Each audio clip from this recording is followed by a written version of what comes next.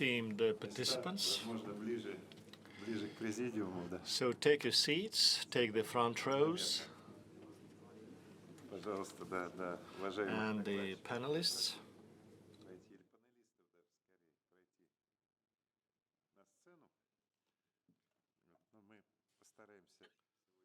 So,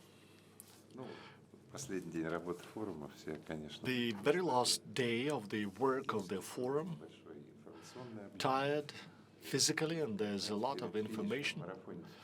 And, the long-distance runner runs faster, expedites, accelerates at the final kilometers of the distance. That's what we should do.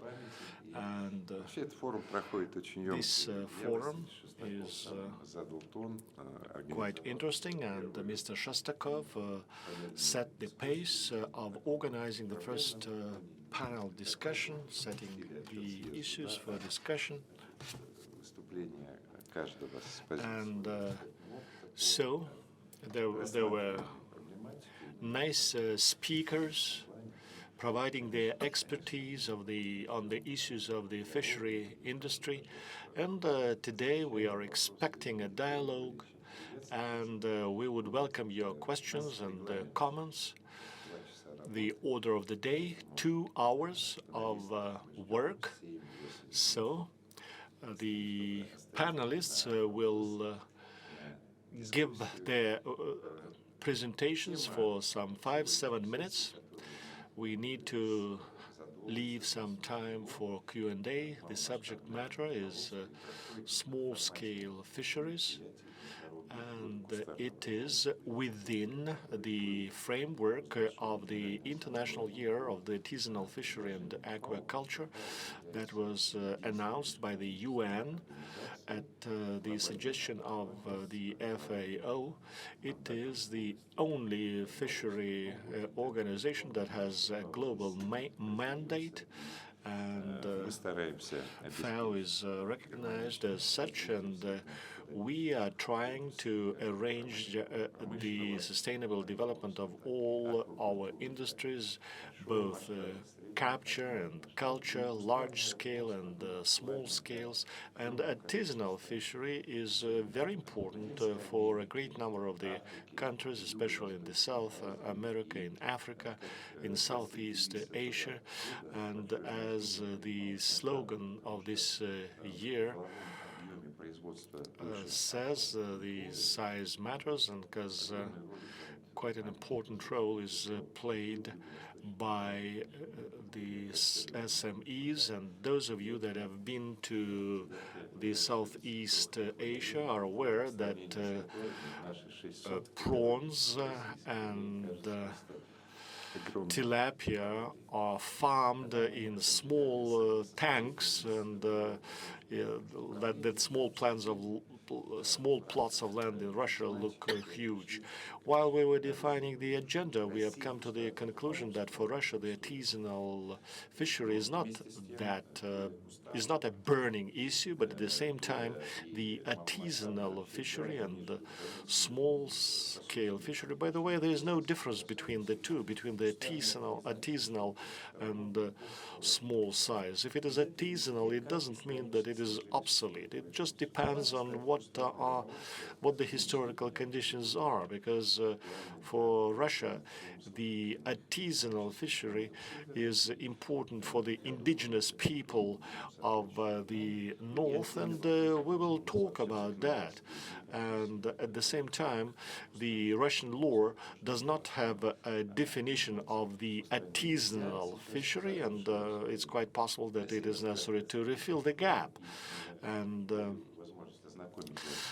I am finishing my welcome address, and I would like to give floor to Mr. Shpakov. He is a consultant of the liaison office of FAO in Moscow.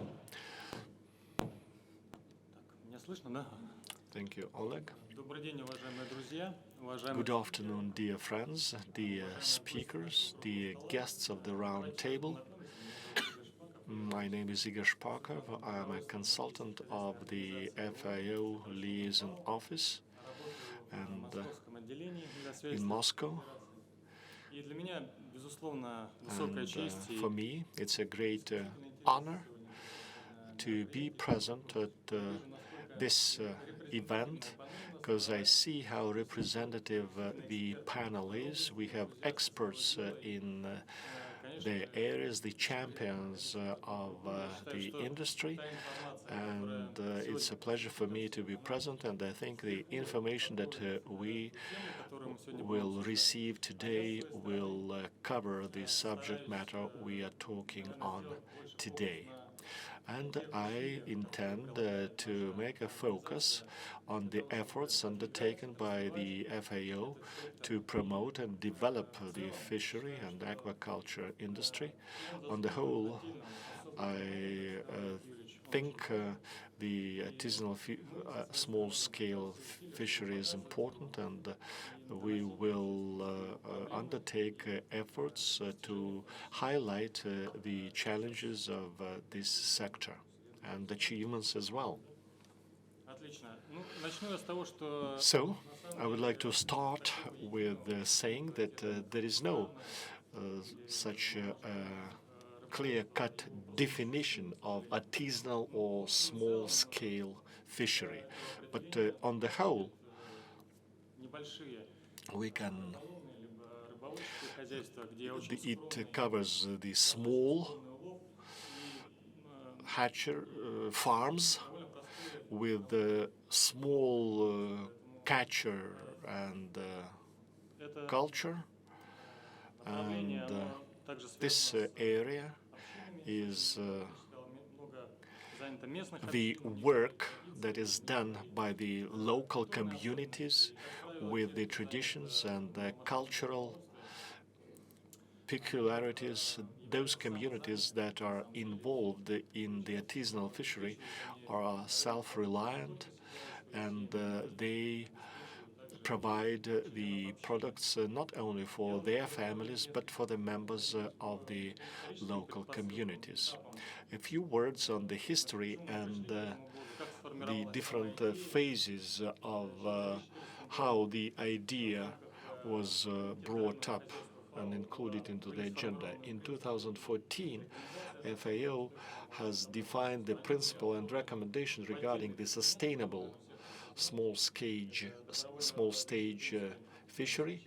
These are the guidelines for the promotion of the artisanal fishery, and the local habits and traditions are emphasized, and quite important was also the call on the national member states to preserve the water and ecosystems and protect them.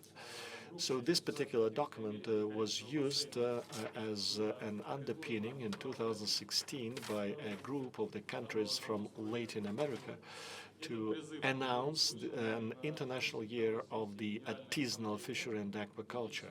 And in 2017, the General Assembly of the UN confirmed that the international year will be celebrated, and the year of 2021 was nominated as such. The idea is to attract the attention, the public attention to those two sectors, to develop the state program to provide incentives for these two types of human activity. A lot of icons over here, and when we refer to small-scale fishery, we can have the impression that it is of secondary significance. But if we get to the statistics figures of the FAO, we would know that 98 million tons were caught, and 37 million tons have been caught through artisanal fishery, and 37 million tons are subdivided into marine capture, 68%, and inland capture, 32%. And when we talk about marine, capture. It is mostly sardines, herrings, anchovies. And if it is inlands, it is carp and tilapia. And talking about half a billion people are partially involved in it, and 60 million people are directly involved for income. And altogether, these farms receive 77 billion USD. 53 million people more are involved in this industry to cover their own needs. It is actually subsistence farming. They catch fish and eat it. The right part of the screen has the regions breakdown. One can see that this industry is well developed in Africa and Asia, 66 and 47%. Some 90% of the industry are the fishermen who are engaged in the artisanal fishery. Another aspect is the employment of women. 4 out of 5 are women, and that's the gender breakdown. And this issue is very important to ensure gender equality. And the FAO is promoting this idea. We make the countries and the population be aware about it. So the goals of the International Year of the Artisanal Fishery and Aquaculture is to increase the awareness of the world community about the role played by the small-scale fishery and aquaculture, to gain support of the national governments to provide food security. And another task is to broaden the multifaceted dialogue, to include the artisanal fishers, the workers of the fishery, government, businesses who are promoting those innovations, to develop the strategies to preserve this industry. A few words on the management of this international year. There are 2 bodies that are responsible for the conduct, is the International Stewardship Committee and the Secretariat of the International Year. The International Stewardship Committee is composed of the 7 countries regionally, and the Secretariat of the International Year is responsible for the coordination and conduct, implementation of the activities in different locations. And it also prepares the information reports and providing reports on what activities are held in what location. Talking about the Stewardship Committee, it's about the exchange of information between the regions, strengthening of contacts with the other events like the Decade of Farms.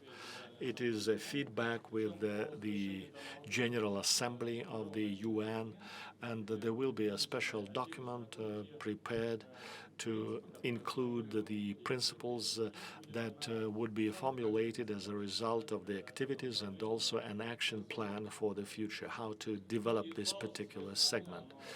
The FAO, since it is steering the efforts, has developed a global action plan for the conduct, for the implementation of the measures. So there are 7 components, 7 areas which are intertwined, and it is unlikely that they could be used separately, but only in their entirety. They have environmental sustainability, economical sustainability. Talking about environmental sustainability, it is involving the communities for monitoring of protecting the resources. We should not have the ecosystem degradation, reduction of the biodiversity. Unfortunately, that's what is happening everywhere. Then there is economic sustainability. So fair competition, because many markets and many specialists do not have the necessary economic expertise, and there are certain barriers in the trade, so we need to eliminate those barriers. And that is why we ensure fair competition. Social sustainability, it has been already mentioned, that we have to take into consideration cultural traditions and cultural features, and taking into consideration Russia, it's about indigenous peoples, and we need to support them because they engage in such activities. It's a tradition. Then the management and governance. So the representatives of those communities should take part in the decision-making process. Gender equality, I have already mentioned that.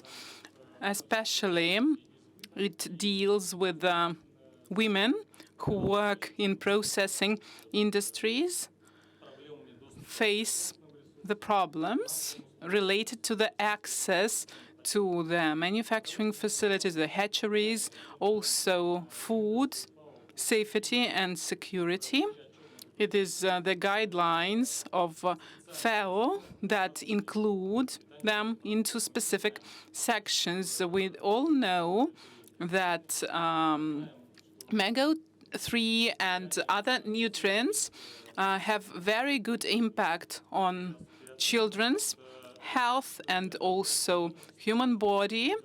It's about the nervous system and brain activity, and about 36%. This is the risk of having death from cardiovascular diseases. So all of these guidelines should be included into the healthcare recommendations on the national level.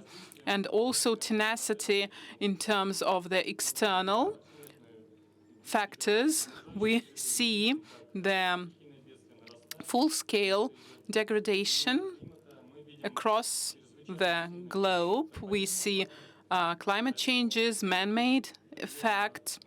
So here we need to pay special attention to that and counteract those negative things. And the last thing I wanted to say is about communication. We have the special web page that gives you an overview of all the figures and information and data that I have shown to you. You can look up some materials and also the information about events, logo types, banners. You can download them from this page in order to promote this year. And the last slide contains our contact information. We are very glad and we are always open to having an open dialogue. And that is it for my presentation, and it will be very interesting to take part in the discussion. And now I'd like to pass the floor to other colleagues. Thank you, Igor, for presenting the format and the main direction of our work for FAO. Each year like this is important, and we have had years dedicated to various types of grain, and in the future we will have the rye year. So it depends on the type of the products and people who work in this sector. So this year of artisanal fishery, it will give us an opportunity to create new jobs in many countries, including the ones like Russia, where it is underdeveloped. So we will have to identify and to set up the framework for artisanal fishery and to include that into the existing agricultural systems that already exist in the countries. So I'd like also to say that sporting and amateur fishery is not included into the concept of artisanal fishery. And here, before passing floor to Mr. Metelitsa, I'd like to ask speakers to respond to the questions about how they envision the logistics, the processing industries, also what are the prospects for the future, also the regulation and the gaps that we have in legislation on both national, regional, local level, and also express their opinion about whether small-scale fishery can ensure the sustainable use of natural resources that lay the foundation for all those industries. 7 to 8 minutes per speaker. Now I'd like to give floor to the head of Association of Northern Indigenous Peoples, to Mr. Metelitsa. Please, the floor is yours. You can speak right from your seat or from the tribune, as it is more convenient to you. Dear colleagues, dear guests, first of all, I'd like to extend my gratitude for the invitation to speak about those topics at the highest level.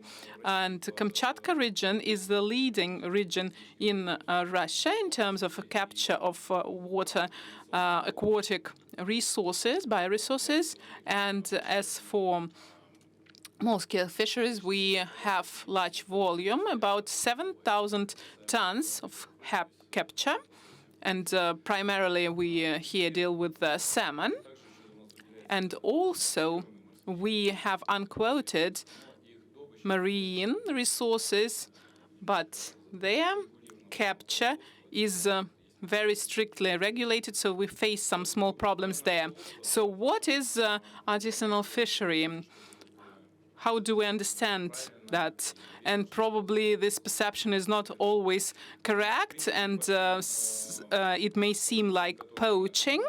But as for the content, the essence of this fishery, it is a traditional fishery.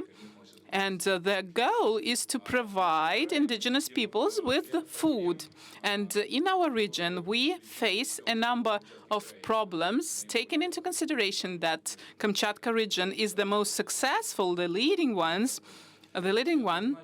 There are still some problems. It is not clear the algorithm and also the quotas, how they will be distributed, and the legislative framework sets up the figures, the indicators, but however, we do not always comply with that in real life. And the distribution algorithm, also change of fishery rules. And last year we had a meeting in the Federation Council, and VNIRO helped us a lot with their branches because they elaborated amendments into our work. And we also face problems with the devices that we use for fisheries, and also we do not clearly see the timing of planning fishery for the future, the so-called horizon of planning, and it is not clear how many tons we will have in this capture. And of course, we need to have clear indication and clear figures. In our region, we successfully develop this sector, and executive authority is rendering us support together with the governor, and also fish processing facilities give us a very good feedback, and they help us as well. So the right organization of traditional fishery will cover the needs of domestic market. It is one of the main goals, and industrialists, they face more global tasks, but we can cover the need for fresh fish of the domestic market with our small-scale fishery. And in each district, we have about 2 to 3 facilities, like, for example, markets where we can deliver fresh fish, and the state will have a transparent understanding of all the volumes, and we will be generating and creating new jobs. We calculated the potential figures for that in Kamchatka region. It can amount to 2,500 jobs. They will be seasonal one, but it's about 1% of the population. So it's a significant amount.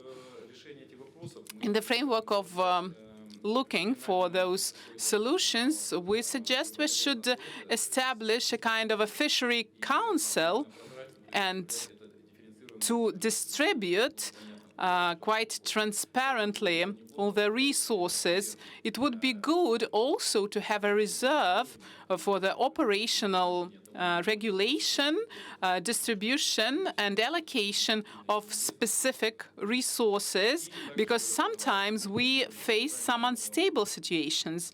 And also we were planning to have some deep processing of our high-quality Kamchatka fish in accordance with our traditions, the right capture, the right processing. So this is it for my presentation, and I will be glad to answer any questions you may have. Thank you. Thank you very much, Andrei Mikhailovich. You touched upon very important topic related to how small-scale artisanal fishery is the system formation enterprise, and these enterprises have a direct impact on the life of the indigenous population and local community, and how it is intervened into all the areas of life. And you also mentioned the necessary support measures and the need for the interaction with all the stakeholders and all the other relevant matters. Here, we are talking actually about the applied use of them. The next speaker is the head of International Fishery Department of VNIRO and professor of International University of International Affairs, our good friend and partner, Mr. Mikashev. Please, you can talk from the tribune. So the prospects of legislative regulation of small-scale fishery in the Russian Federation. So, good afternoon, dear colleagues. I think that this roundtable that we are holding today, FAO and VNIRO together, it is interesting, it is useful, and I hope that the discussion that we will have in the framework of this roundtable will bear fruit, and as a result of it, we will have a common understanding of how small-scale fishery will develop in the Russian Federation and the need for its legal legislative regulation. So I will be talking about these prospects. I will express my viewpoint about how small-scale fishery can be regulated from a legislative point of view. As my colleagues have already mentioned, on the international level, there is no established definition of a small-scale fishery. We do not have this definition in the guiding principles either. In 2014, this document, the guidelines, were adopted, and I also was a member of the Russian delegation, and I worked on the elaboration. I participated in various meetings, and a viewpoint was expressed about including the definition about what small-scale fishery looks like, because without that, we do not understand what we are dealing with. And in law sciences, we need to have clear terminology. And I remember that the majority of the delegation was quite skeptical about that, because elaborating a unified definition is almost impossible. The delegation had various perceptions of small-scale fishery and its components. And as for the exhaustive list of this small-scale fishery, also opinions did differ, so we did not come to a unified definition. So we decided not to deal with it and to give each state a freedom to define it itself. And as it has been mentioned by previous speakers, small-scale fishery plays a very important part in the world. I will not repeat those things. I'd like to say that FAO pays a lot of attention to it, and it is one of the organization that is closely monitoring the developments in the small-scale fishery. First of all, in the context of hunger counteraction and also food safety and security, gender equality, all those aspects have been already mentioned. And I don't agree with Igor Vitalyevich and Oleg Yurievich, with all due respect, about amateur fishery not being seen as a type of small-scale fishery. Okay. Yes, artisanal. Okay. But sporting fishery, there is no question about it. But as for amateur fishery, according to the documents of FAO, the reports that I studied, and also I was a member of the committee on the fishery, amateur fishery is one of the very important components of tackling those issues that have been mentioned, and it is very important in terms of covering the needs of coastal areas. And I'd like to note that FAO of the UN is calling for the support for small-scale fishery, especially in the context of ensuring food safety and security. It's about the protection of human rights. And let's go back to this document of 2014. It is primarily aimed at protecting human rights. It's not about managing or governing fishery. It is not said. It does not say anything about it, but it focuses on human rights, on the legislative support, on the protection of those human rights, and it is what the member states of FAO should do. So we can draw a conclusion from that FAO does not view small-scale fishery as a type of fishery that needs to be governed and managed internationally.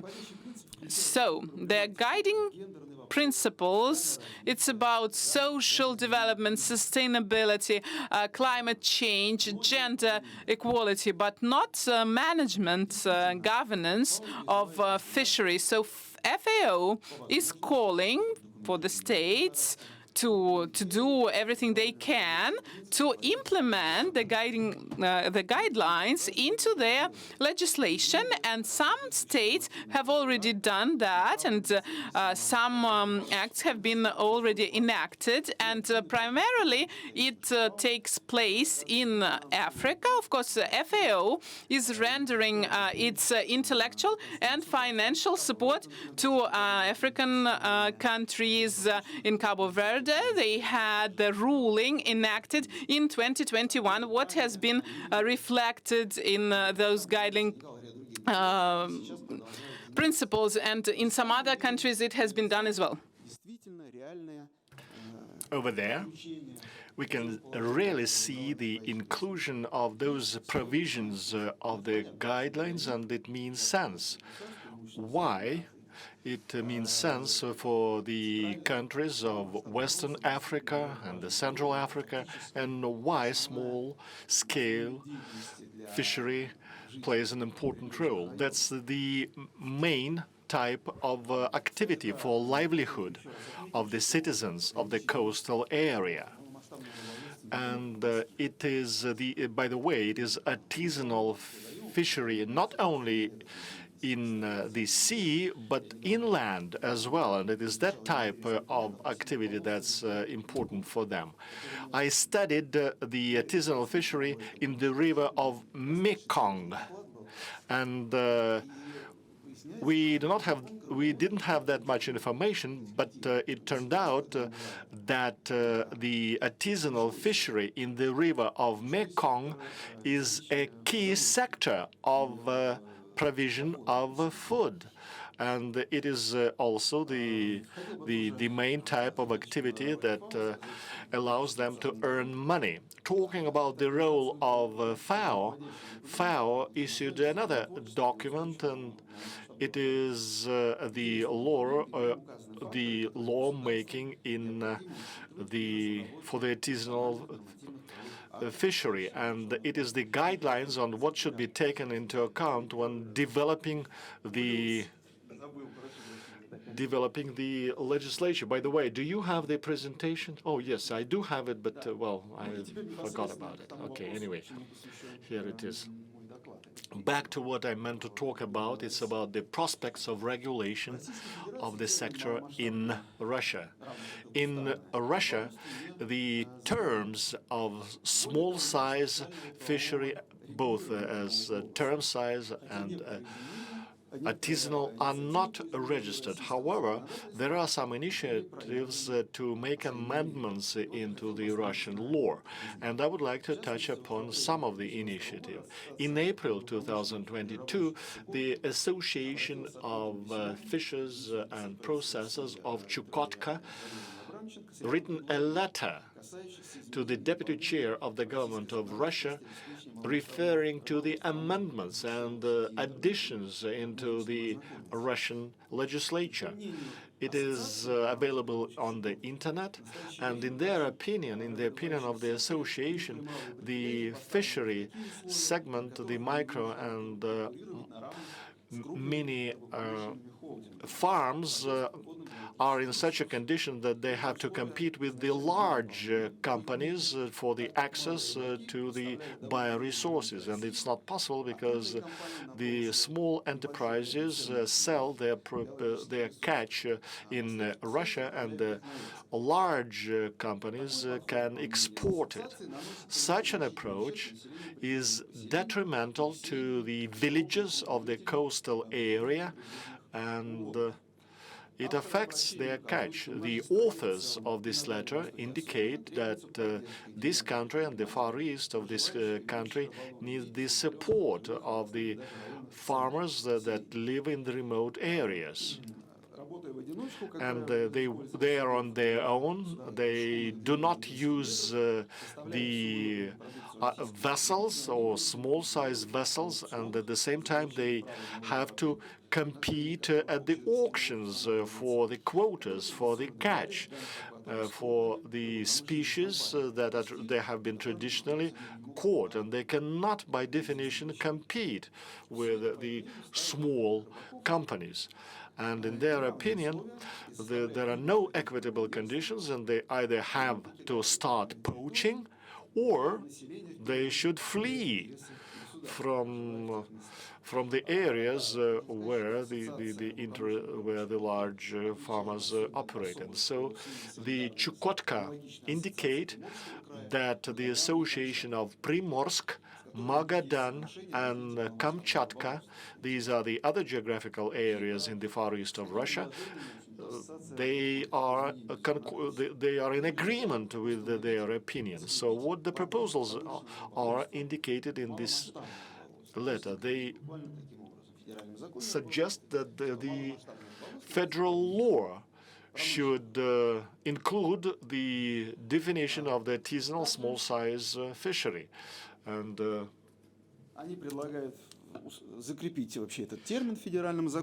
they suggest that the federal law should have the small-size fishery, that it is entrepreneurial activity to search and capture, and the micro and mini entrepreneurs should be included into the register of the entrepreneurs. And so it is suggested that those entities that have ships with the length of up to 25 meters should be considered artisanal fishers. At this, there shouldn't be any documents, no certificates for the steering of such ships. Such vessels should be needed, and they believe it will be good for them. And there are two more amendments. It is article on the industrial artisanal fishery, and it's about the quotas. And the association reviews the artisanal fishery as an entrepreneurial activity, which does not correspond to the available definition by the FAO and the UN. These proposals refer to coastal fishery, and by law it is industrial fishery by law. So it is just legal duplicating and legal conflict. Do we need that kind of amendments and changes into the law if the coastal fishery has a definition and clarification in the law? And so in my opinion, the relations in this industry are regulated. There was another initiative by the Federal Agency for Fishery of Russia in 2021. The Rosrybolovstvo, that is the federal agency, has announced about the development of the concept of social fishery to provide fresh fish to the citizens of the coastal area. And the concept was supposed to be developed by the end of 2021, but the federal minister said that it is actually fishery by individual entrepreneurs with small quotas for capture, with the limits on the size of the ships, but with the mandate to sell the fish to the specific authorized entities. And it's all about the small volume of resources, and the federal agency believes that it will facilitate the establishment of additional 100 small companies. And this initiative is quite interesting and promising from the point of view of providing food to the citizens of the coastal area and to develop the competition among the suppliers of the fish products, and it, I think, will affect the prices favorably and is important for the communities. However, the mass media has reported that in July of 2021, this particular initiative was suspended. And the Mr. Shostakov from the federal agency stated that it is first better to provide conditions for the recreational fishers to sell their produce, because by the available law now, if they catch it and sell it, it is illegal entrepreneurial activity. It's a violation of the law, and that's why many governors addressed the legislators to change the legislator and to change the situation. So, talking about my point of view, whether there is any regulation needed in Russia to regulate the small-size fishery, I think having artisanal fishery as a separate type of activity of fishery, there is no need. So if we talk about the small-size fishery, we should include the traditional fishery, then coastal fishery, and recreational fishery. And it is not advisable, because these three types are absolutely different types with the different legal regime. There is no point to combine them under one umbrella, especially if we comply with the FAO regulations, and the Russia is a member. There is no need to manage that kind of the endeavors, so we shouldn't unite these three types of fisheries. Of course, there are certain issues, and my esteemed colleagues have mentioned about the implementation of the concept of the conventional fishery, but all the three fisheries, like the coastal, conventional, and recreational, have covered by the Russian law and the decrees of the Ministry of the Agriculture. And one of these types are regulated one way or another by law. Of course, Russia, as a member state of FAO, should be guided by the guidelines of 2014 and should undertake to implement them. But it doesn't mean that the specific laws should be taken. So introduction of the term of the artisanal fishery and regulations is not required. The existing standards and laws are sufficient, and the differentiation of the types of fisheries meet the challenges of regulations, because it regulates all the necessary aspects of these types of activities. In conclusion, I would like to emphasize that one of the goals is to protect the human rights in the small-size fishery, and I think the Russian laws meet the international requirements and standards. And it is manifested with respect of the conventional fishery, and it is included even into the main law, that is the Constitution, to say nothing about the bylaws. Thank you. There's a question from the floor. No microphone is used. The interpreter didn't hear it. Since I'm a lawyer, the law does not has a definition of that, and in my activity I'm guided by the law. Thank you. Dmitry, I'm impressed with the analysis, and I hope you will hand over your presentation to the organizers, and we can upload it to the website. I am not a lawyer. However, I have graduated from the Institute of International Affairs.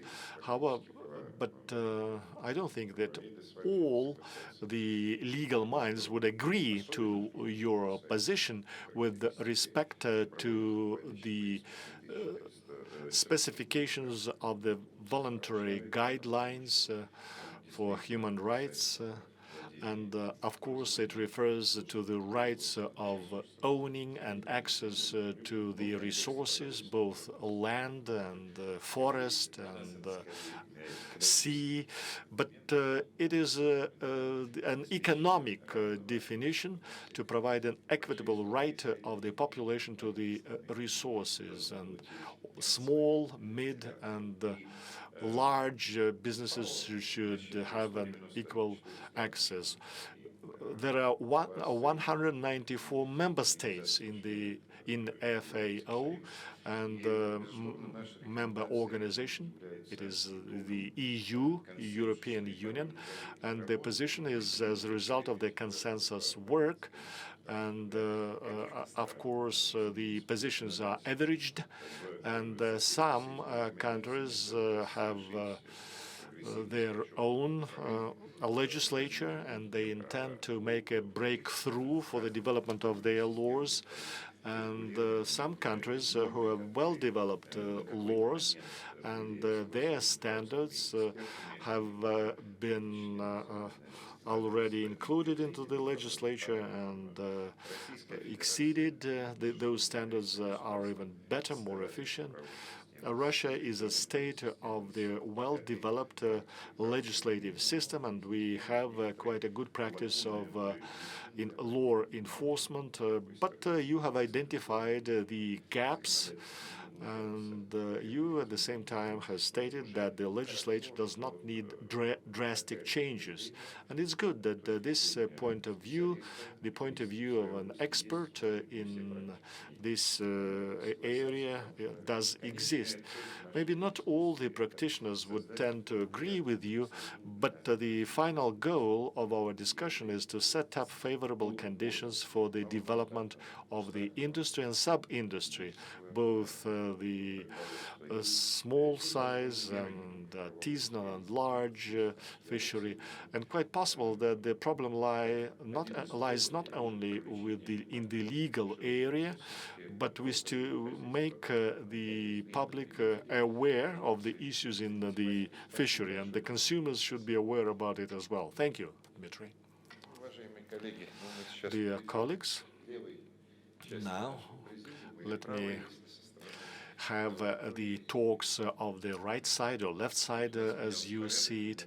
And I apologize if I have your names or organizations wrong, if I understand it right. Vitaly is from Volga and the Caspian Sea branch of VNIRO, Research Institute on Fishery and Oceanology. Vitaly. May I have my presentation?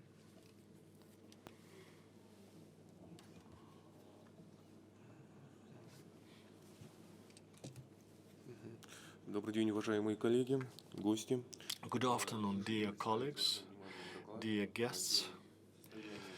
My presentation, the state of stocks of aquatic biological resources of the Volga-Caspian in the conditions of various types of fishery and IUU fishing. Volga-Caspian is an important area for fisheries. There are 60 million people living in the basin of Volga and Caspian Sea, and it covers 40% of the industrial potential of Russia. So you can see the area of responsibility of the Volga and Caspian Sea. It includes Caspian Sea and such areas as Astrakhan region, Dagestan, Kalmykia, the republics of the North Caucasus.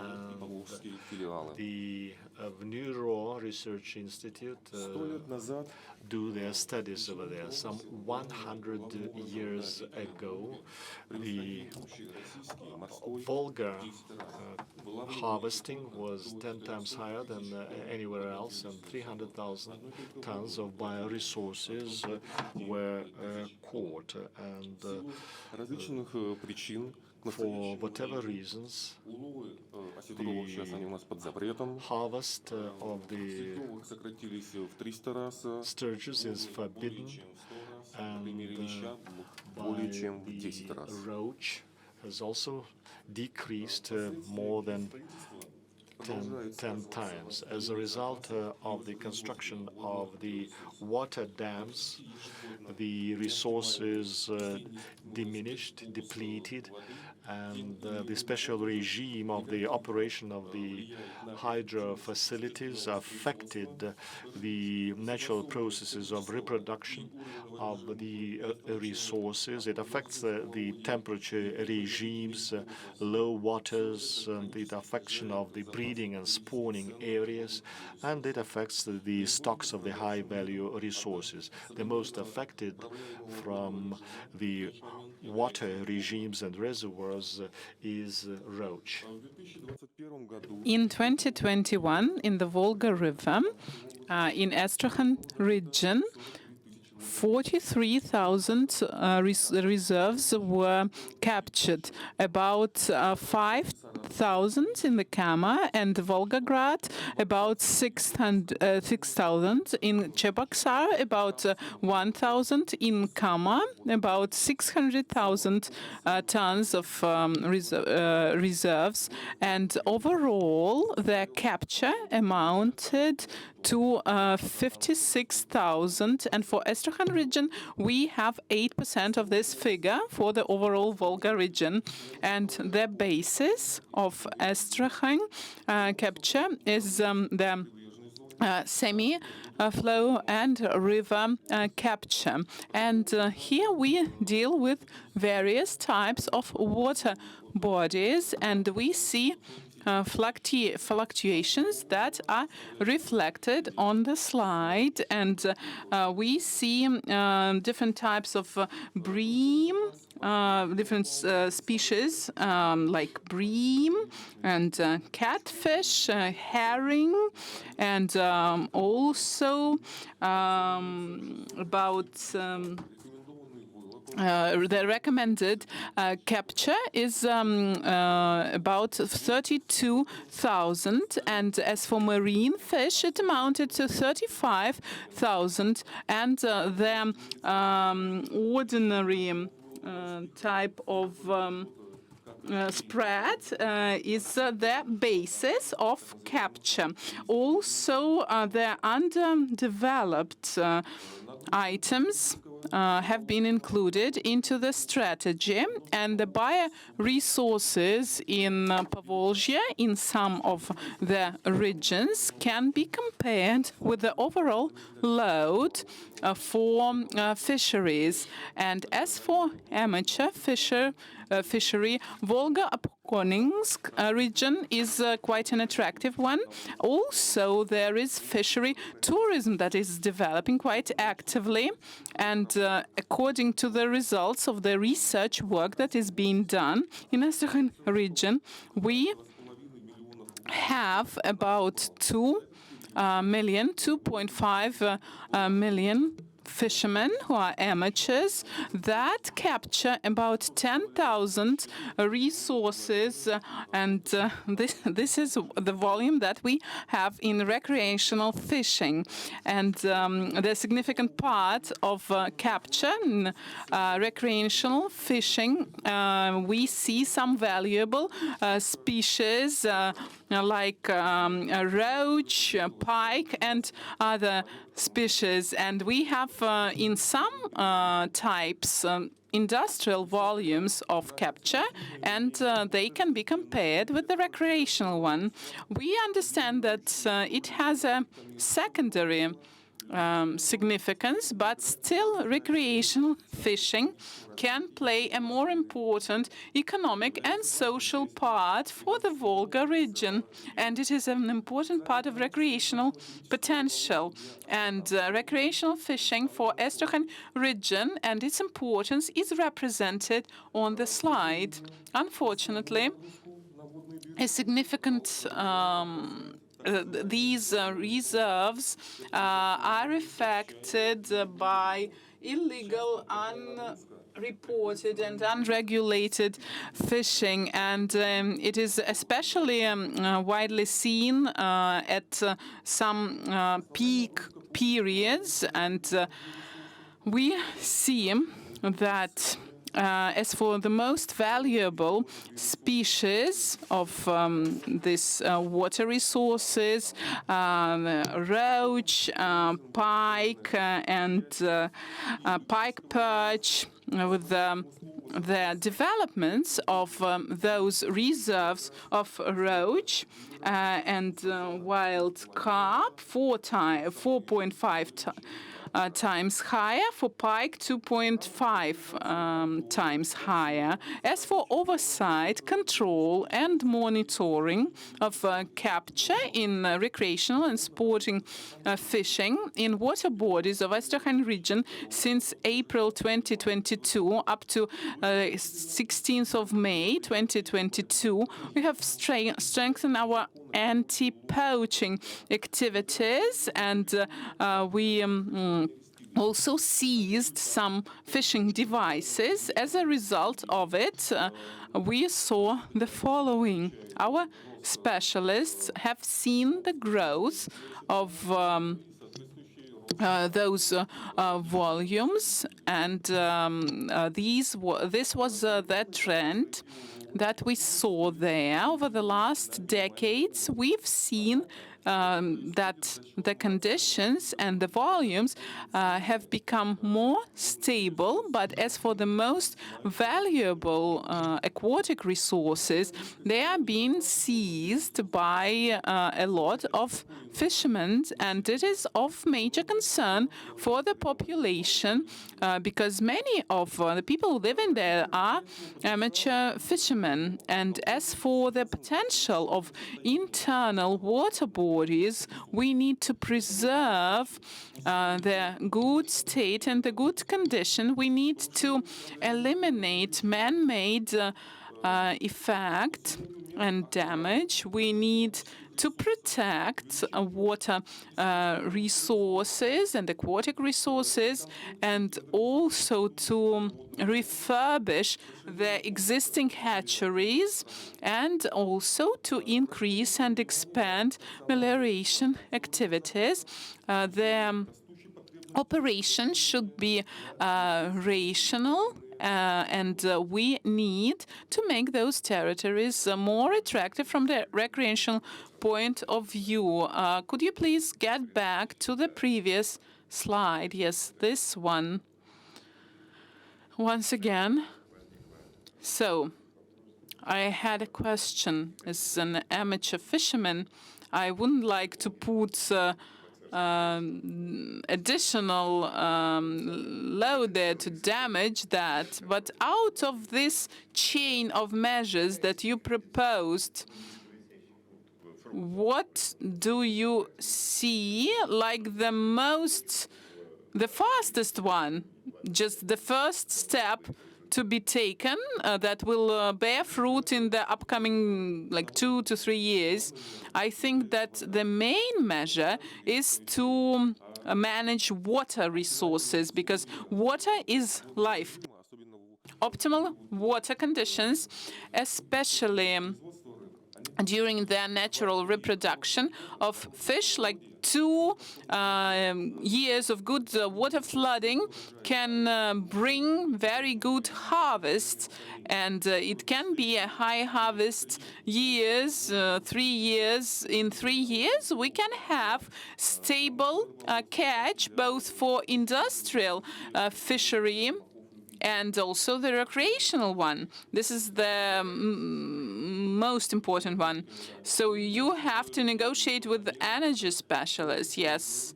and also to give the breeders the access to these water bodies. Especially it is relevant for roach, the protection of the breeding facilities.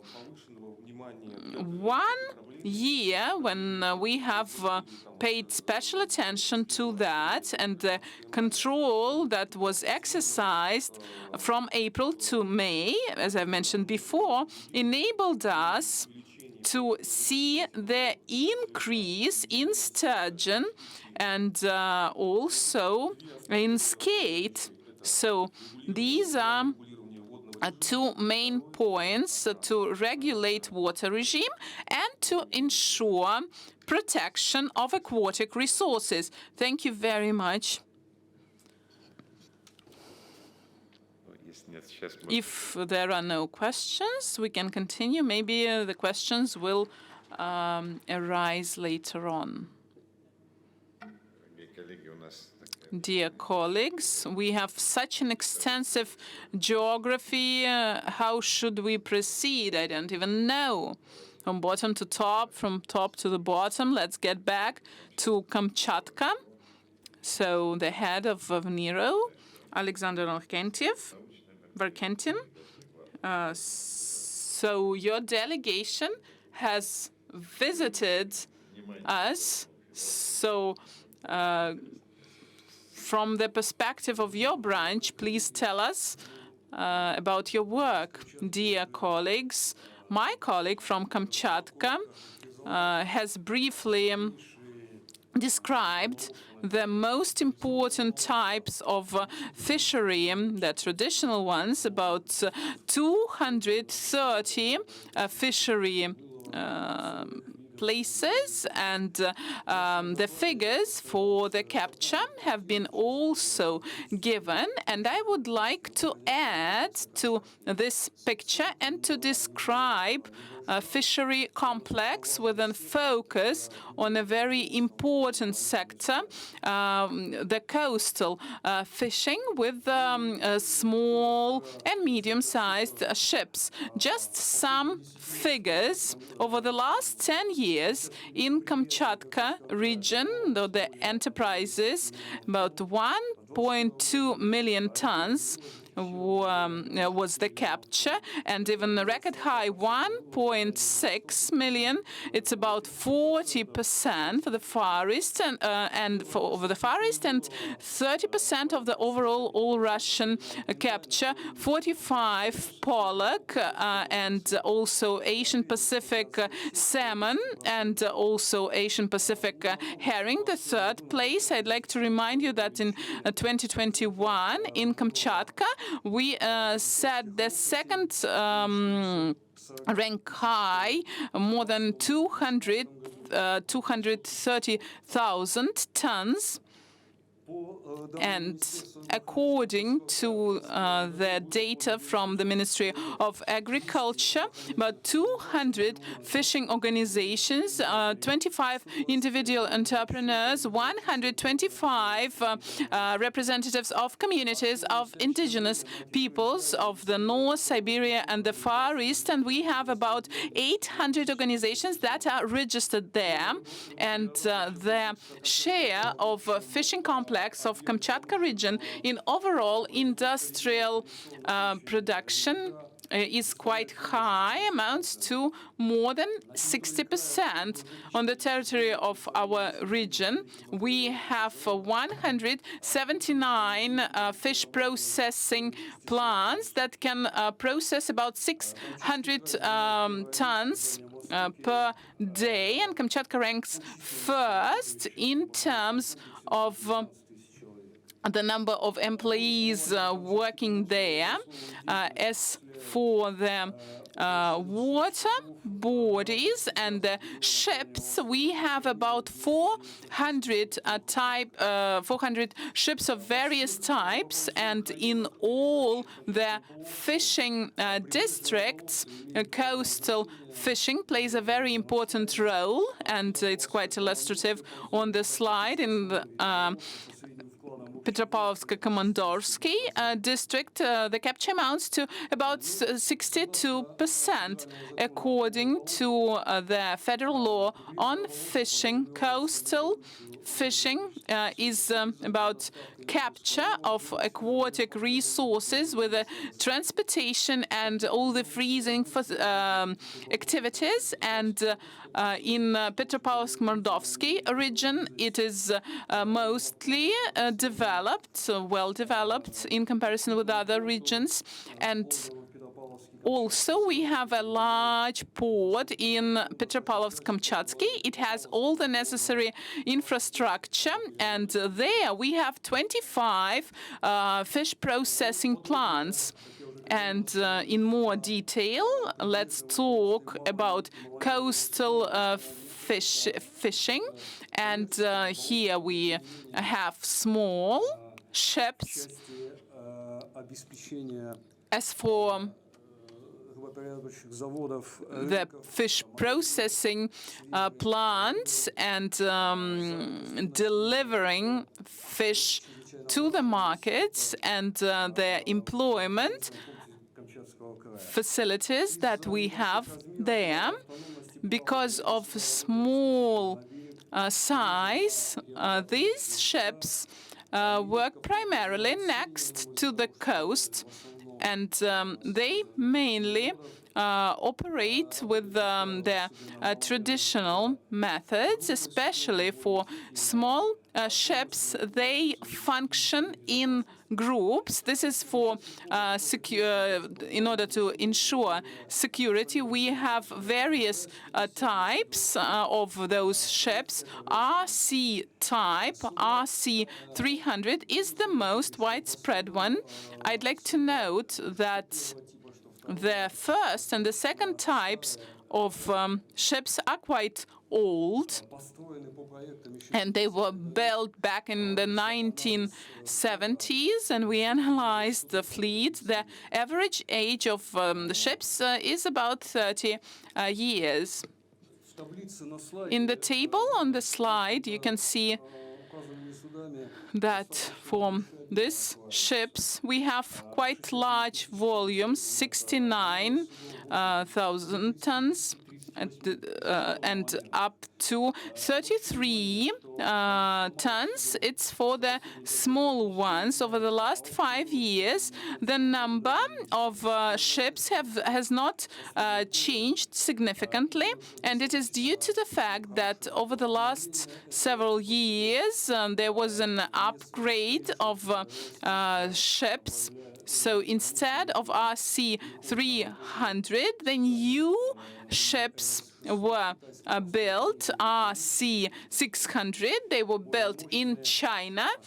They have larger capacity, and as for the small scale ships, we have seen 3 times decrease, and this is a serious problem indeed. So as for the fishing grounds, so we have the limitation of the inland water bodies, and there are some transportation limitations. It takes about 24 to 48 hours to deliver that, and we have more than 24 items, and we see pollock, and also about cod and plaice. So I will not be talking in detail here. On the slide, you can see the annual dynamics of the volume for main species, and there are different trends, but overall, the raw material infrastructure is at a high level, and it gives us the reason to think that in the nearest future we will have profitable business and profitable capture. In spite of the problems that we are currently facing, what I've already mentioned, a shortage of the fleet. Still, there are positive developments. From 2008 up to 2021, 33 hatcheries were built, more than 6,000 jobs were created, and there were investment projects that were implemented. And also, up to 2025, we plan to build 6 additional ships, the new type of the ship with the new type that will use the pipe to get live fish on board the ship. There is a high demand in Kamchatka region for this type of vessels. And as for the coastal fishing, also we see that it is used also in other regions and in other districts, and we will need about 100 ships of this type. And since 2020, it was an initiative of the governor of Kamchatka region. Kamchatka Fish Program was executed, and the goal of it is to give the necessary amount of fish to the population. And besides that, a network was opened of various stores and shops that belong to fish producing and processing companies, and there the price of the fish is minimum. So a driver for the fishery in Kamchatka are the changes in the legislation, namely the water and biological resources accounting and reporting was made more simple. Before, the fishery workers were supposed to do the reporting at sea, but now they can do that on shore after processing. So the coastal fishery is one of the drivers for the development of Kamchatka region, and it provides fish to the stores, and it provides incentives for the processing industry, creating jobs. Thank you. Thank you, Alexander. Will you stay put, please? Any questions? May I? Of course. No microphone used.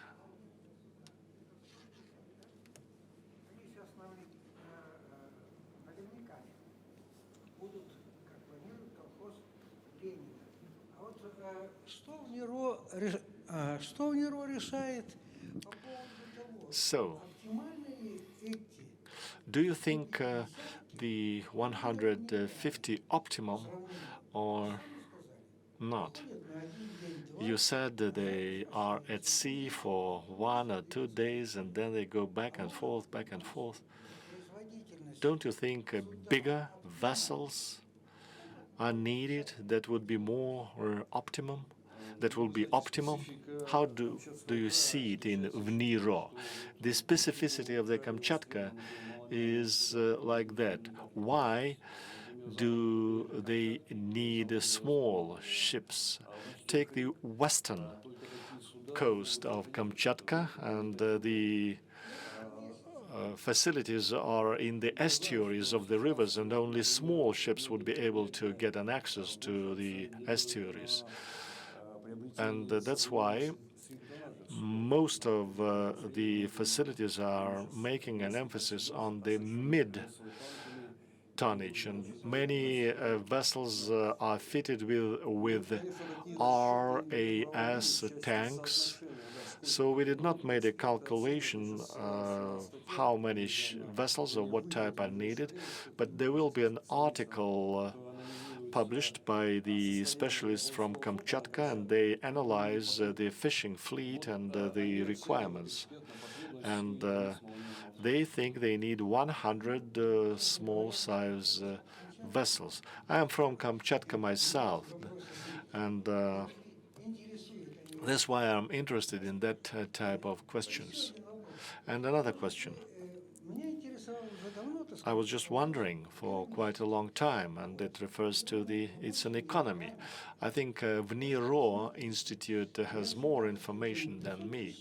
So I've been thinking, and the highest catch was 500,000 tons, and 5% is the output of caviar, 25, 5 by 5, 25. Yes, what's the question? Well, thanks, colleagues. I suggest that you continue the discussion after the session is over, the more so that you do not have the question, it's just a discussion. We still have a few speakers. Let's change let's change the geography. We have Mr. Mukhin, and you have hosted us in April. And since we're talking about Kamchatka, they have salmon over there as well. And I would like to give floor to Mr. Sergei Brusov. He is an expert in his area.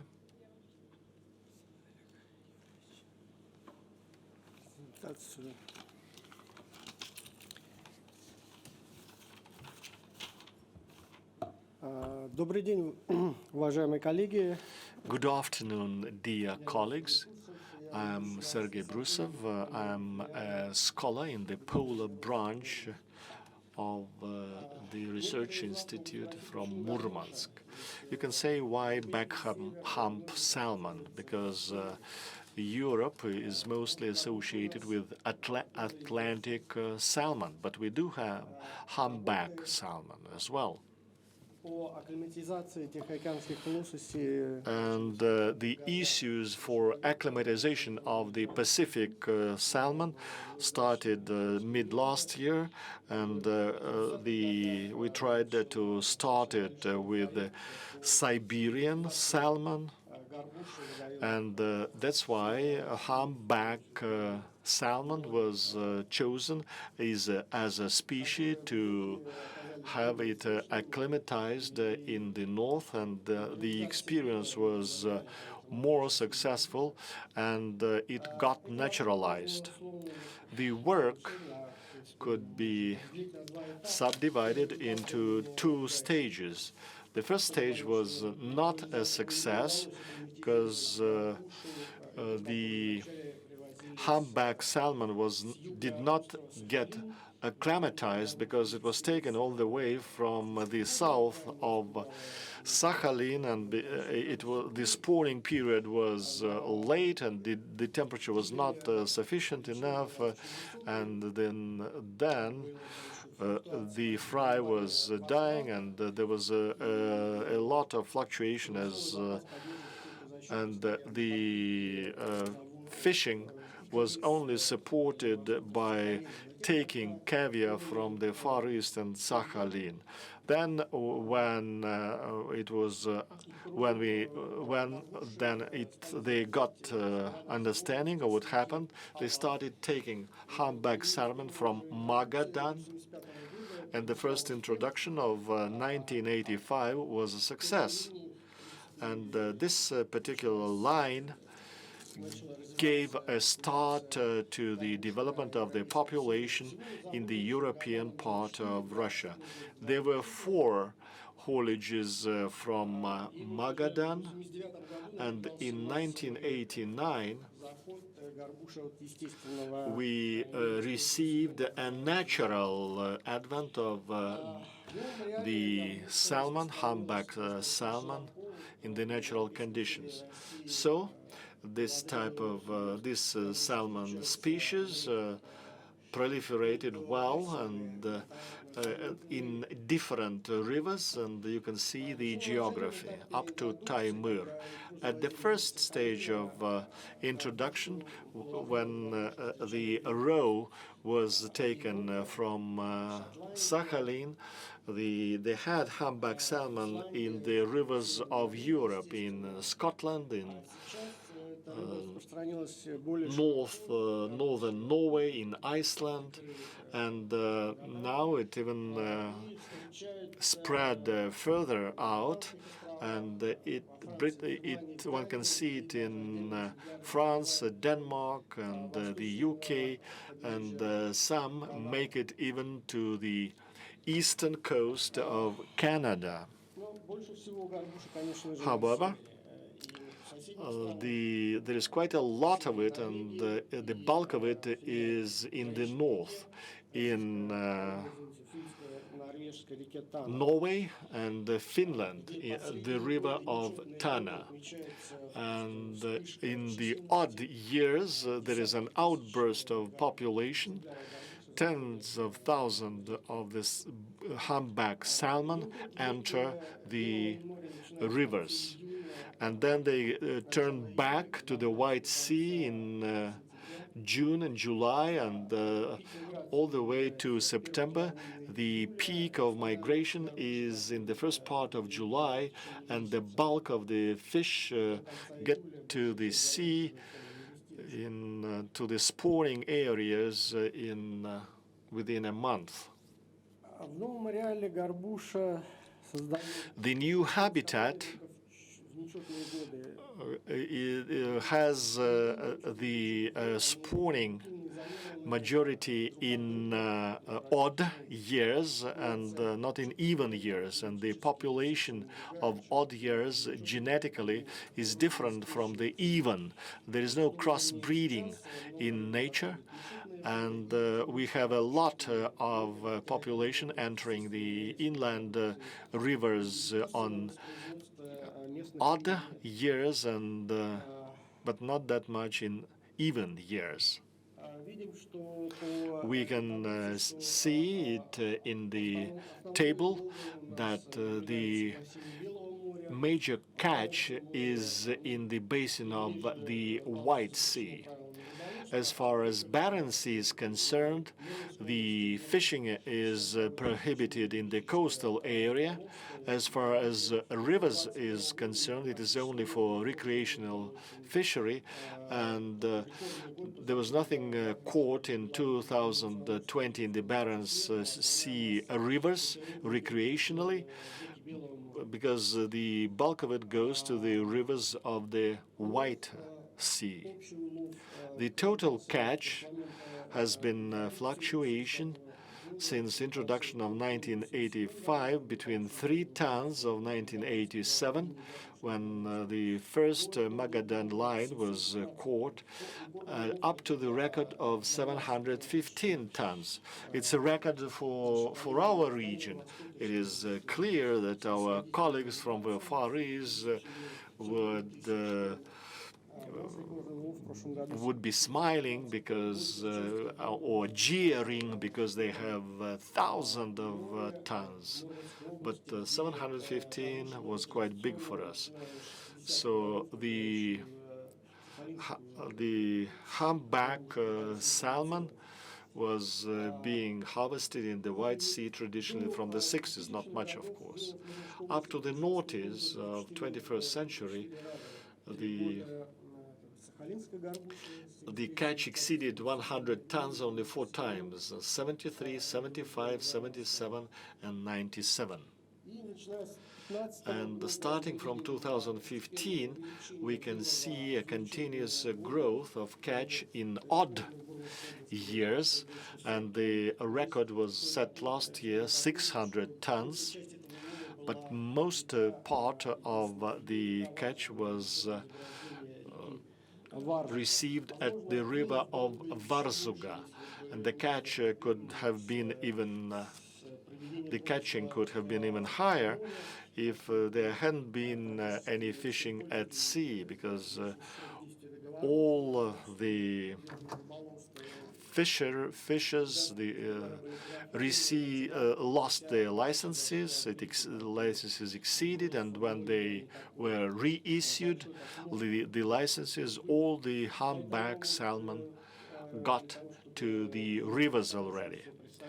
And so, to tell you on what is the procedure for catching humpback salmon in the sea, I can tell you about the experience of the 3 farms on the coast, and we also have individual entrepreneurs, and most of the areas of the entrepreneurs are in the Kandalaksha Bay.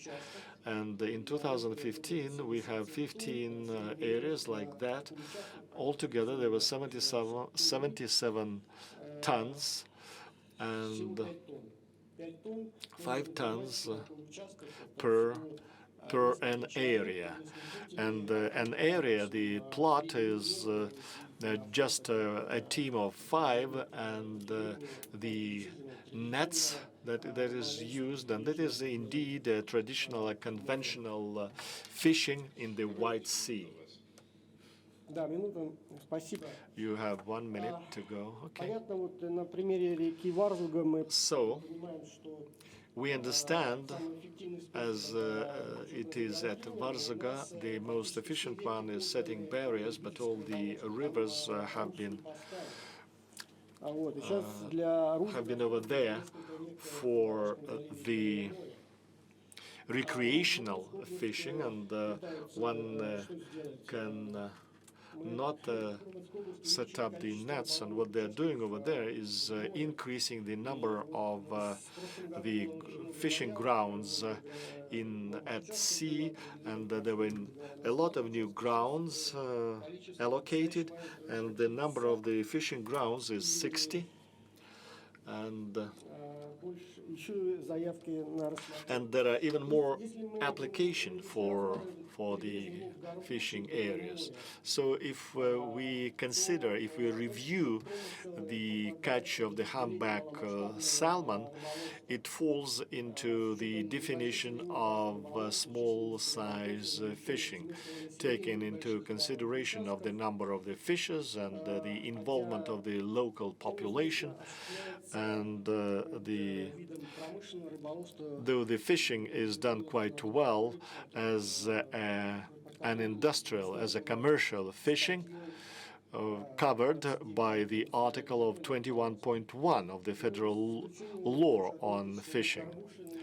In conclusion, I would like to state that humpback salmon fishing is assuming its important and promise for the local citizens as an alternative for harvesting, for catching Atlantic salmon that was quite prominent at the White Sea, but it lost its significance, and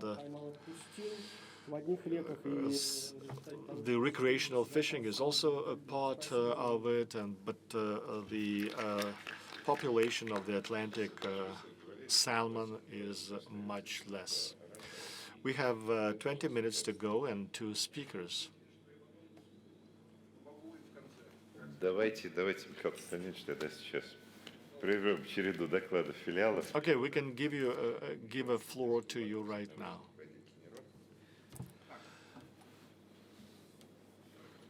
Я вместе уступаю. Надо говорить, есть.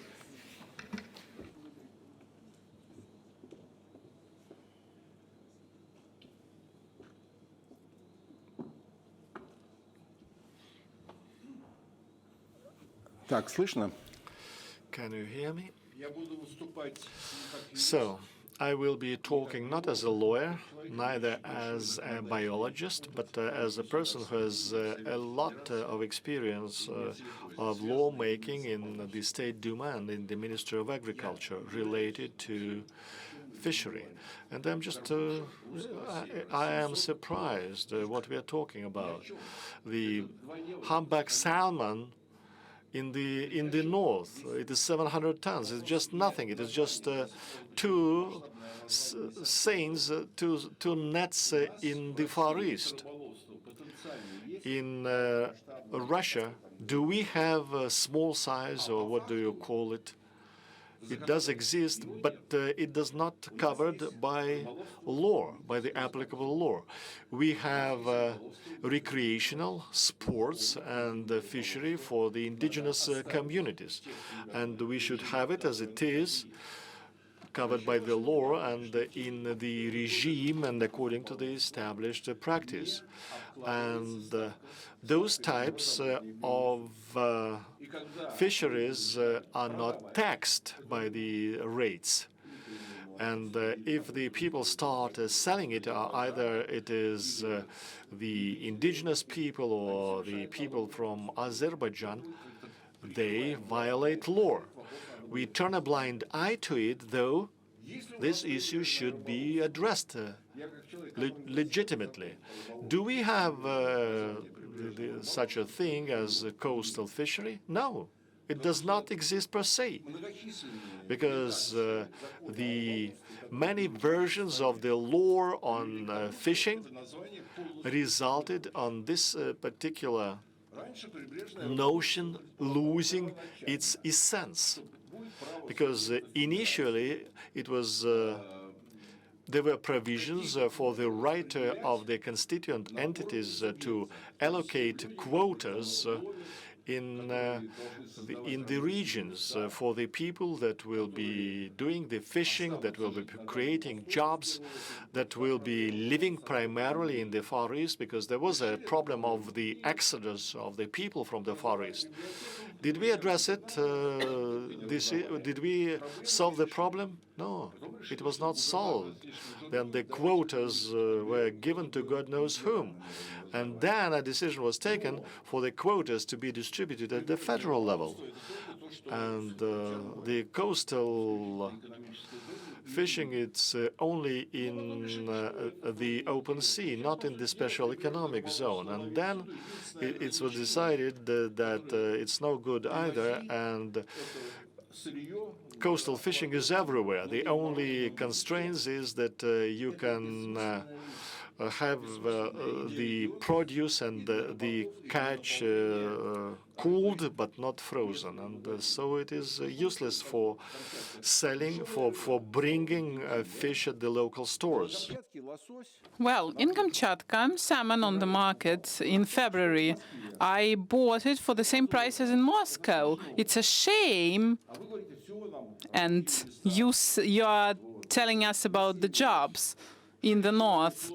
6 people are catching humpback salmon, and then you will have the necessary employment figures. It's something to be laughed at. As a lawmaker, I would do the following thing. We need to eliminate coastal fishing as a class, as a type of fishing, and to name a new type, small-scale fishing. You have to come up with a beautiful name for it, and then it will be about entrepreneurial activity that will be based on specific constituent entities with minimum problems for those people who will be practicing it. Small-scale fishing, it is not social fishing. Probably they will be able to purchase a license for it. Like, if you want to catch salmon, then it will be a different situation and you will have to pay more. But the essence is for people to earn money from this small-scale fishing, and then they will pay tax for it. We can substitute that with a license for which you will have to pay on an annual basis. So, for example, we go to the Crimea and the Black Sea. What will we be eating? Like pollock? It's a wonderful idea. We don't have fish there, or what? So, indigenous, small-numbered peoples should be able to catch. They should have this quota and this possibility. And as for salmon and small-scale fishing there are the legislative bans on that, if we compare that to other countries. and there are some constraints introduced for the fishing devices. They wouldn't like them to get larger because it should remain small scale.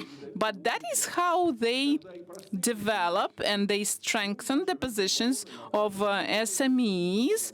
And as for our tycoons, pollock and salmon tycoons, they are prospering. But coastal fishing should be eliminated as a type of fishing that it is right now. Thank you.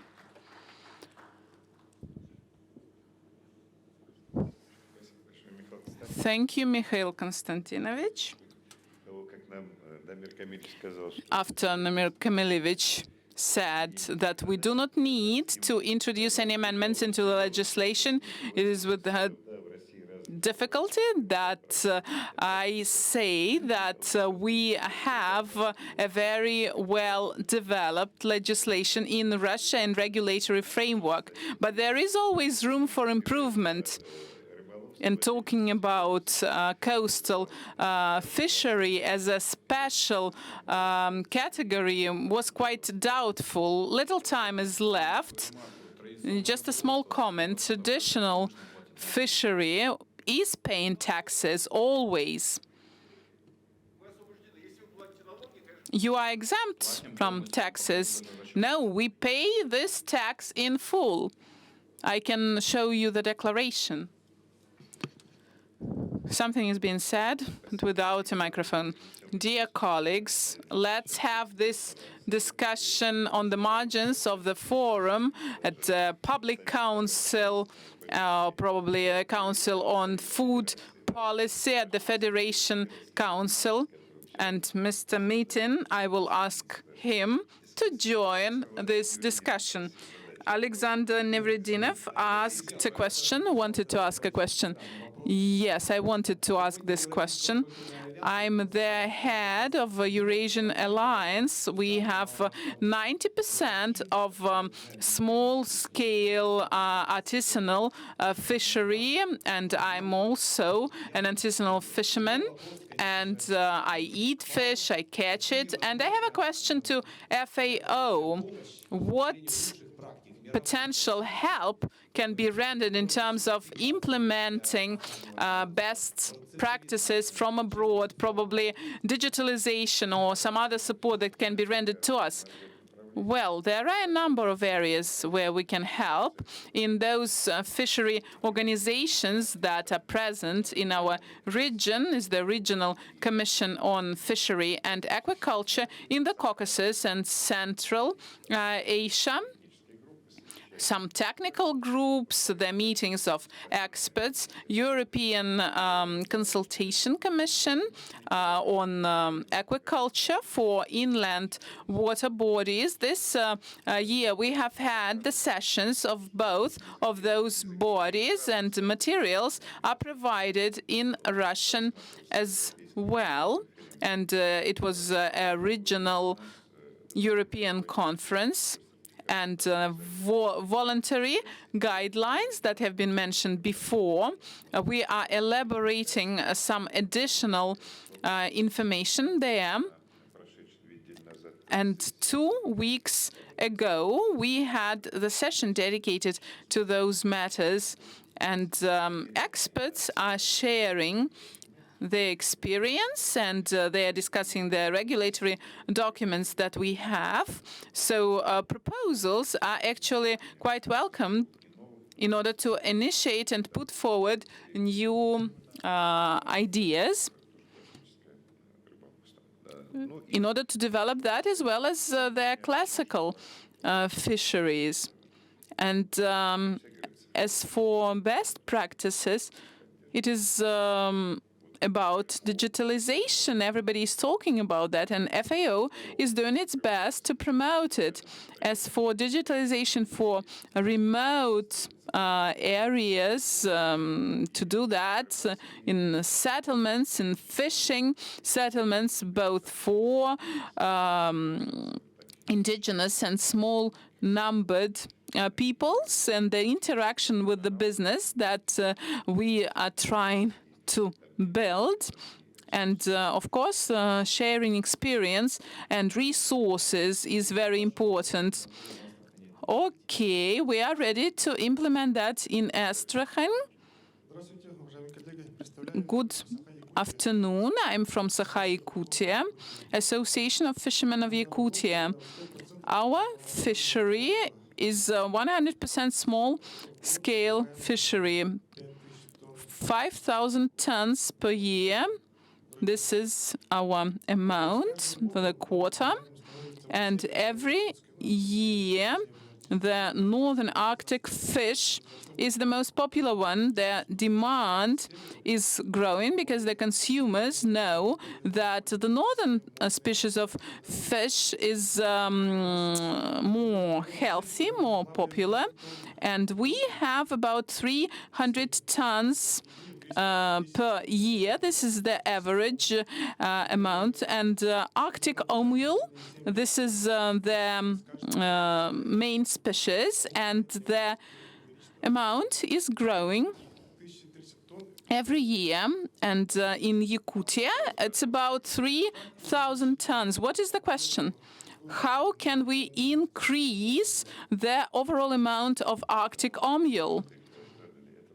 Okay, it's about the reserves and also about the research.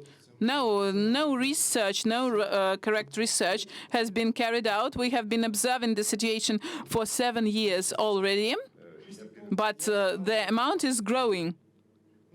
3,000 tons are caught in the period of 20 days, and after our session, you can discuss that as well.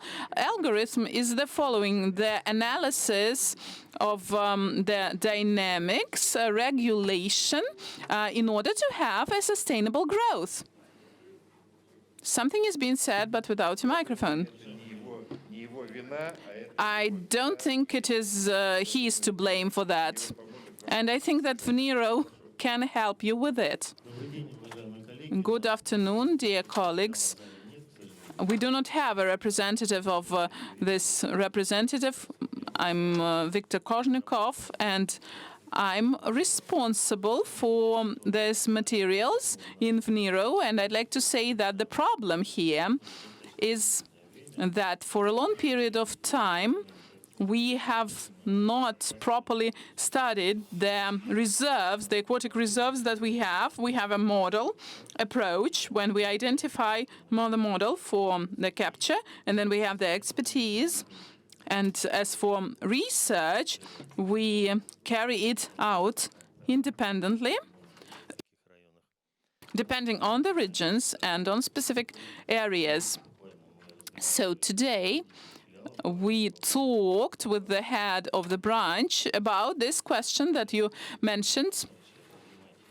So this problem is well known, and we will be planning our activities for the future, and we will try to do our best in order to carry out additional research and to analyze how this amount can be increased. So we know and we see that there is more fish there, and you see that the catch is growing. So the situation is quite clear. But we need to check this data to validate it scientifically and then act on it and improve the forecast. Well, I hope that you will give your contact information, and I think we have already had practical practical results. And according to FAO rules, we can have a delay of 15 minutes, but let's try to stick to the time limit. Let's go to Khabarovsk region. Mr. Katsuk, please, the floor is yours. please try to speak for 4 to 5 minutes. Thank you very much for this opportunity to give a speech here. I already participated in the previous forum. I will try to be fast because many regulation and legislative aspects have been mentioned before. But together with my colleagues, I'd like to make several comments and proposals that are aimed at the development of small-scale fishery. And as for the Amur Basin, it's quite large, but the Far Eastern Basin in overall Russian picture is quite large, and in the Amur we have the largest number of species, and we have the regulation for the amount compared to other water bodies, and it seems to be only 3% share of the Amur, but as for the number of aquatic reserves and the length that we see here, the location of the fact that we have constituent entities, several constituent entities there, and a large population, and also another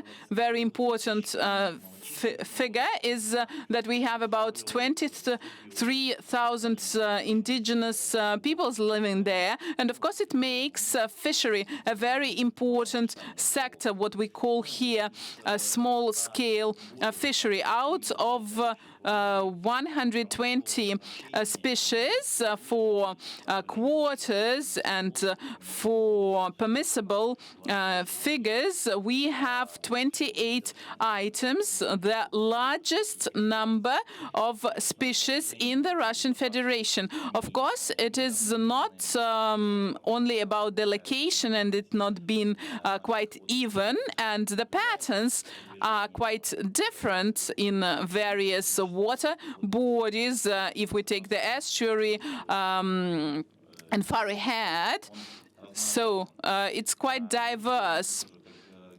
As it has already mentioned by the colleagues, it depends on the volume of water, the floodings, and seasonal features, the high harvest times that have been analyzed. As for the prerequisites for the development of small-scale fishery is that the length and the number, the large amount, diverse amount of species, and also there are huge possibilities for migration when, especially during the flooding periods, and it migrates to the lower part of the river. And as a new thing, we quite often use the old ones, 2,000 tons. That is the figure that we see for the capture in the Amur River, and potentially it can be increased about 5 times if we develop small-scale fishery. But new things are the old things that have been forgotten, as I've mentioned before, and there are quite a lot of facilities with fishermen catching fish there. And specifically, I'd like to mention that besides Low Amur, Hanka Lake can be identified as one of the most productive basin, from 1.5 to 5,000 tons of various species, not only of fish, but also crustaceans and other types of aquatic animals. And what can the development of small-scale fishery help us with? It will help us resolve the problem of underuse of fishery resources and to avoid overfishing in specific districts, and also to create jobs and to ensure the necessary employment possibilities in the region. What are the necessary measures? Let's get back to the regulatory framework, and Mikhail Konstantinovich has already made a comment about that. The development of small-scale fishery will be possible if we facilitate facilitate their access to these aquatic resources. It's not only about coastal industrial fishery, but also it's about organization of the fishery. And we do that in specific plots, in specific fishing areas for specific species, the quotas that have been allocated, and we can do that only in specific fishing areas. And Federal Law number 166 was amended, now fishing can be done also outside of fishing areas. Today we can see this fish in the lake, and tomorrow they will be in the river. So for this type of fishery, it should be regulated properly from a legislative point of view. And the second aspect is related to the following thing: the systemic approach to fishery. Species that are regulated in terms of permissible amounts and quotas constraints. So we need to facilitate this this regime of capture. And of course, we face certain risks. If we introduce such changes, we take a risk of entering this risk zone and also gaps that can appear there. So there is a need for strict regulation, and there are some logistical issues to be addressed. Thank you very much for your attention. I tried my best to be brief. I invite you to visit our stand while it is still there. We can give you the materials of the Chinese market overview. It has been translated into Russian. Something is being said, but without a microphone, and we will continue the conversation about the possibilities of cooperation with China. Thank you. Thanks a lot once again. So back to Murmansk. Alexei Stesko, for him to finish our discussion. 5 minutes, if it's okay. Thank you. And I would like to thank all the speakers for actually saying everything that I meant to say and discussing everything. I can just accentuate the problems that we have in the North Sea, and I would try to beat the record set by the previous speaker and take even less time to cover my subject matter. And I will be talking only about the sea and the fishing fleet that only meet the criteria of the small-sized vessel. I will be primarily talking about the recreational fishing, though there is an opinion that it does not even include it into the group of artisanal or small-size fishing. So I will just skip one of the slides, and I did not even included the definition of the small size, but this slide has a short story of the development of the small-size fishing in the north of Russia. And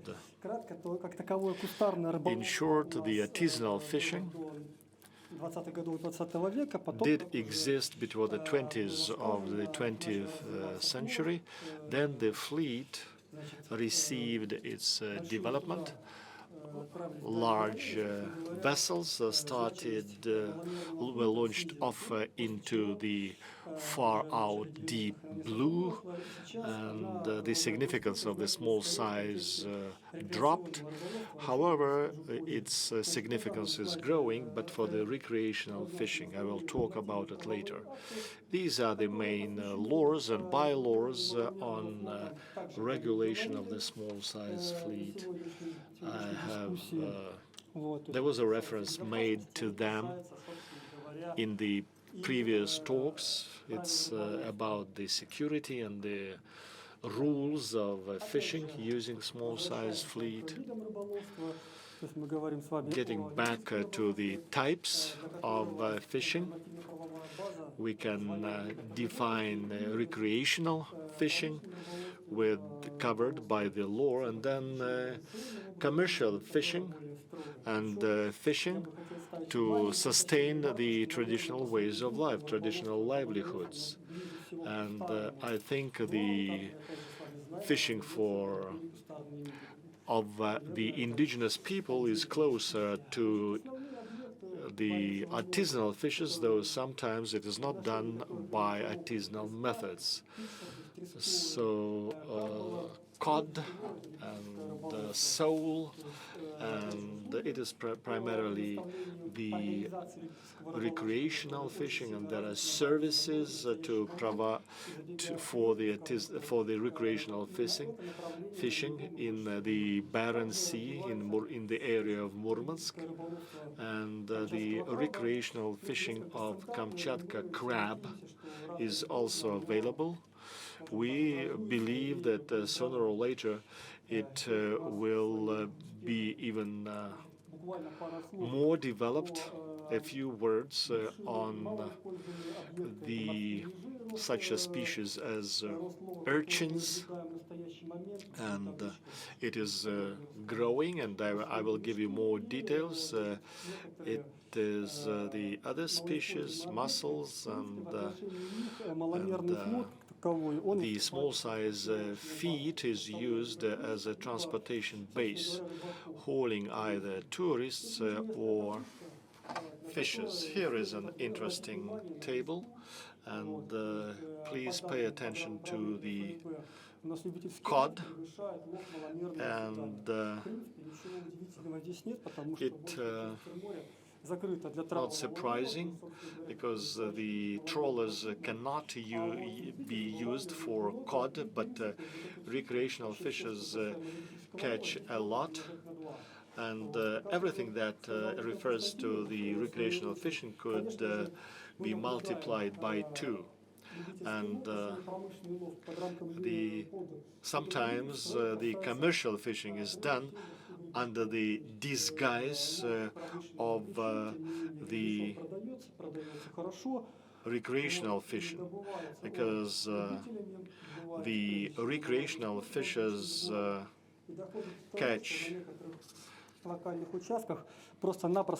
the scallop, and as a result of the poaching, the scallop is just depleted in some areas, and it is no good for the scuba divers to catch any scallop, because the alleged recreational fishers have caught all the scallop. So these are the features that let me just repeat it. One, it is poor security when catching cod.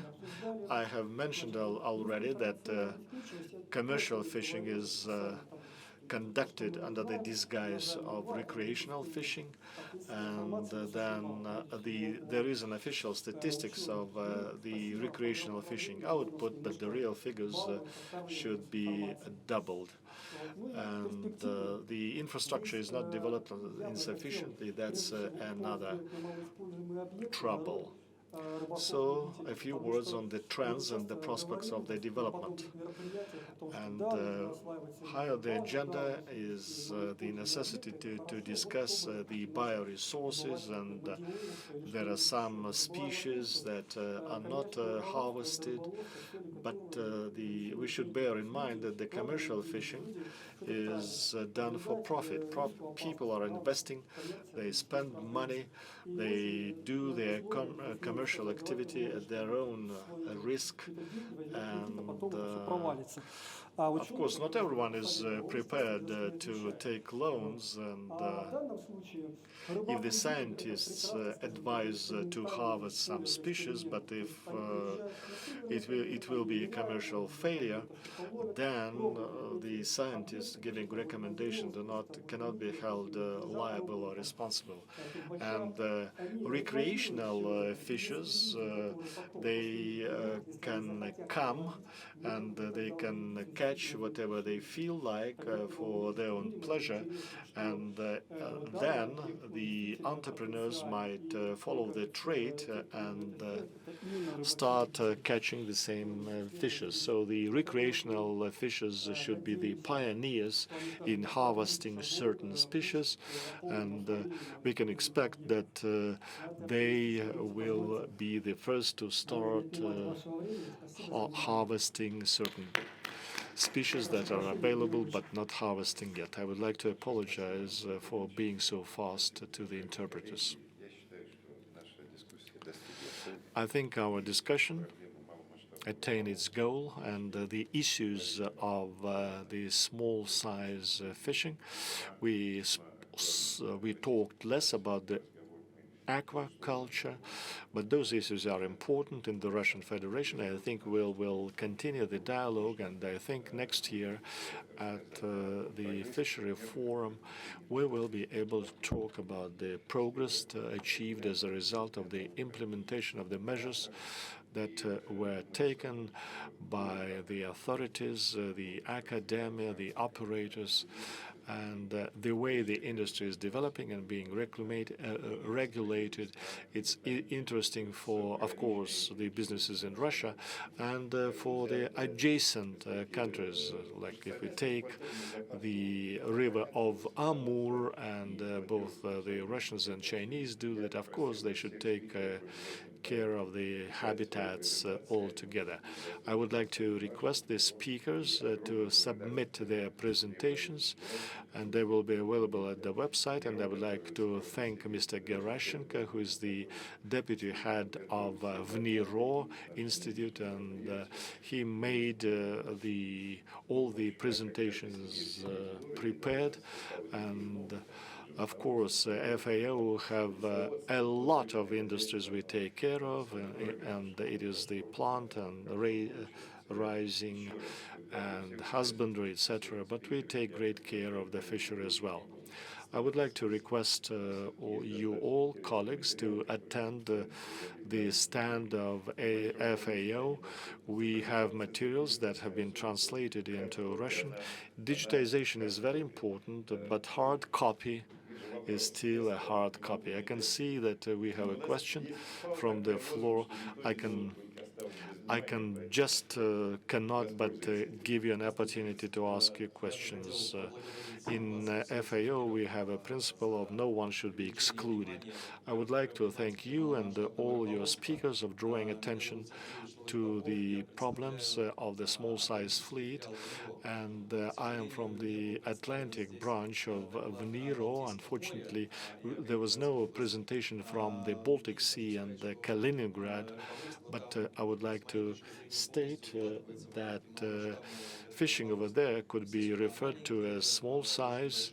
All the vessels are small. A great number of the natural resources users. There was a participant over here trying to ask a question, but I think he meant that high productivity vessels could be used, and if they can cover the closing the quota for catch, but it would result in the overfishing and the social and the community role of the small-size fishery, and for the association of the fishers, workers in the remote areas who use small boats and provide for their families with food, and they provide food for the fish food for the market, cannot make that happen. That's why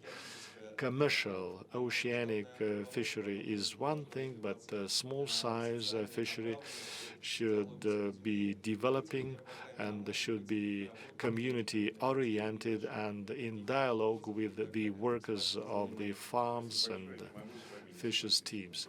Thank you. I cannot but agree with you because, once again, the principle of work of FAO is cooperation with all the stakeholders that you have named. Your colleagues have visited our stand, and they invited us to Kaliningrad, and we are planning to visit Kaliningrad. And in 2 weeks' time, we are planning to go to Murmansk on another forum. We will be there between the 9th of 11th of October. And thanks to Mikhail for his inspirational talks, and you have raised us above the minor problems that sometimes our mind is occupied with.